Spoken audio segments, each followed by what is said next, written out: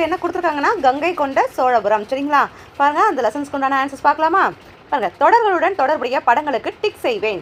இந்த தொடர்களுடன் தொடர்புடைய பாருங்கள் என்னென்ன படங்கள்லாம் இதில் கொடுத்துருக்காங்கன்னு பார்த்தீங்கன்னா, கங்கை கொண்ட சோழபுரத்தில் இருக்கக்கூடிய நந்தி சிலை, கோபுரம், ராஜேந்திர சோழன், இது வந்து சிங்கமுக கிணறு அப்படின்னு சொல்லி கொடுத்துருக்காங்க. இங்கே சில கூற்றுகள் சொல்லி கொடுத்துருக்காங்க பார்த்தீங்களா. முதலாம் ராஜேந்திர சோழன் என்ற ஒரு மன்னர் இருந்தார்.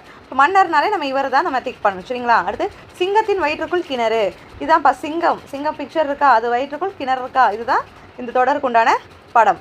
இது முழுவதும் செங்கற்களால் கட்டப்பட்டது. எதுன்னு பார்த்தீங்கன்னா, இங்கே கங்கை கொண்ட சோழபுரத்தில் இருக்கக்கூடிய நந்தி சிலை முழுவதும் செங்கற்களால் கட்டப்பட்டுள்ளது. சரிங்களாப்பா? அடுத்து படத்தில் உள்ளவற்றின் சிறப்பினை எழுதுவக அப்படின்னு கேட்டிருக்காங்க. இதில் வந்து நந்தி சிலை, இது சிங்கமுக கிணறு, இதோட சிறப்புகளை எழுதலாமா? ஃபஸ்ட்டு நந்தி சிலை பார்த்தீங்கன்னா தரை மட்டத்திலிருந்து 20 அடி உயரத்தில் இருப்பது இதன் சிறப்பு. தரை மட்டத்திலிருந்து இது 20 அடி உயரத்தில் இருக்குது. அடுத்து இது முழுவதும் செங்கற்களால் கட்டப்பட்டது, இதான்ப்பா இதோட சிறப்பு. அடுத்து பாருங்கள், சிங்கமுக கிணறு, இது சிங்கமுக கிணறு, இதன் வயிற்று பகுதியில் கிணறு அமைக்கப்பட்டுள்ளது. சிங்கமுக கிணறு வயிற்று பகுதியில் இதில் கிணறு